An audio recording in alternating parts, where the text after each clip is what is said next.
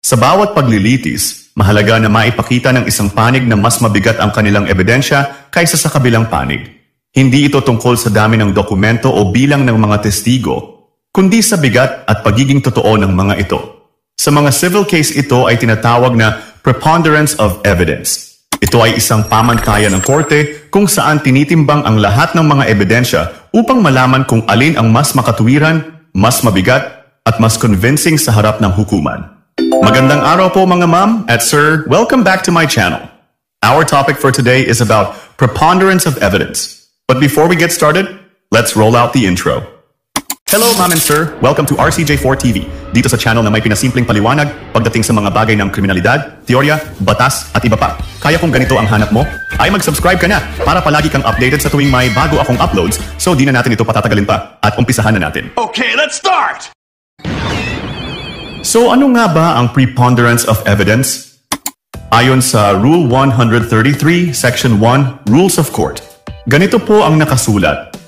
Sa civil cases, kailangan patunayan ng isang partido ang kaso niya sa pamamagitan ng pagpapakita ng totoo, convincing at mabigat na ebidensya. Ito ang tinatawag na preponderance of evidence. Dito, tinitingnan ng korte ang lahat ng facts, credibility at reliability ng witnesses, ang chance nila na malaman ang katotohanan, ang likelihood ng kanilang testimony, at ang interest nila sa case. Sa preponderance of evidence, mas importante ang weight of evidence kaysa sa dami ng mga witnesses. Sa Supreme Court rulings, ang preponderance ay hindi batay sa dami, kundi sa bigat at lakas ng kabuuang ebidensya. Tanong, saan ba ginagamit ang preponderance of evidence? Gaya nga ng binanggit natin kanina, ginagamit ito sa lahat ng ordinaryong civil cases, tulad ng mga di natapos na kontrata, property disputes, like agawan sa lupa, at etc. Anyways, sa mga kaso ng special civil case, tulad ng annulment of marriage, adoption cases, habeas corpus, guardianship, custodianship, and etc., ay humihingi pa ang korte ng mas clear at convincing pa na ebidensya kaysa sa mga unang pinakita. Anyways, sa ibang standard of proof, ang sinabi nating mas clear at convincing na ebidensya na hinihingi sa mga special civil cases ay hindi pwedeng umabot sa standard ng proof beyond reasonable doubt dahil magkaiba ang kaso at weight of evidence na hinihingi sa special civil case at criminal case. Para ma-visualize nyo rin mga ma'am at sir, ipapakita ko sa inyo ang ginawa kong pyramid chart para ilarawan ang weight of evidence sa pagitan ng proof beyond reasonable doubt, preponderance of evidence at ng substantial evidence. Sa ating illustration, makikita nyong nasa pinakataas ang proof beyond reasonable doubt.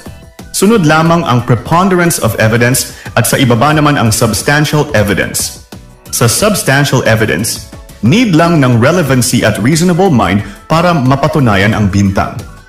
Anyways, sa proof beyond reasonable doubt kasi, ang hinihingi ng korte ay ang logical na mga ugnayan ng mga ebidensya na magpapataas sa moral certainty or legal standard of proof, na siyang mag-aalis ng mga rason para magduda ang hukuman tungkol sa krimen. Halimbawa, kitchen knife na may dugo ng biktima at verify latent print ng accused na na-recover sa crime scene at isang testimony ng nag-iisang testigo na nakakita sa krimen ng pagpatay. Sa ganitong sitwasyon, ang lahat ng mga ebidensya ay logically connected at matibay na maaaring umabot sa pagsasawalang duda ng hukom tungkol sa krimen. Hindi ito kagaya ng preponderance of evidence sa mga civil cases at lalo na sa mga special civil cases. Para sa pinakamadaling explanation ng preponderance of evidence, ang labanan ng ebidensya ay nasa 51% laban sa 49%. Sa korte, mas mahalaga ang kapani-paniwala kaysa sa dami ng ebidensya. In short, kahit may 10 ebidensya kang ipakita sa korte, kung hindi naman ito masyadong accurate at misleading pa yung iba, at ginagamit lang para pang padami lang sa ebidensya, ay kaya pa rin itong matalo ng isang malakas, relevant, at legally confirmed at legit na ebidensya. Okay, para mas maganda, let's make an example about this. Example, property dispute, civil case. Si Tanggol at si Tomas ay parehong nag-aangkin ng isang lote. Si Tomas ay nagdala ng 5 testigo sa korte na nagpapatotoo na nakita raw nila si Tanggol na nagpapatayo ng bahay sa lupain nila. Si Tanggol naman ay nagpakita ng original na Certificate of Title ng lupa. Katunayang ito ay nasa kanyang pangalan. Ang certificate ay duly authenticated mula sa Registry of Deeds.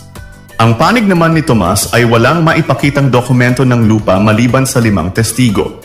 Sa kasong ito, malaki ang chance ni Tanggol na manalo sa kaso. Pero bakit? Ganito po yan mga ma'am at sir.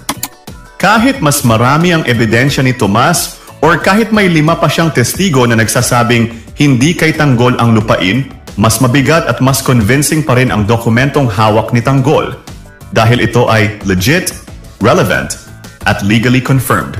Kaya ang maaring mangyari ay manalo si Tanggol sa kaso dahil sa probative value ng titulo na hawak niya dahil ito ay mas relevant, logically connected, at higit na mas mabigat na ebidensya kaysa sa dami ng testimonya ng mga testigo ni Tomas.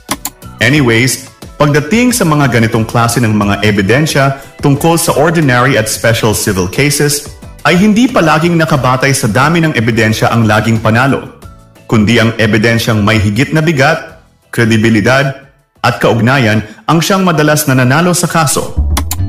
At dito na po muna matatapos ang ating maikling usapan tungkol sa preponderance of evidence.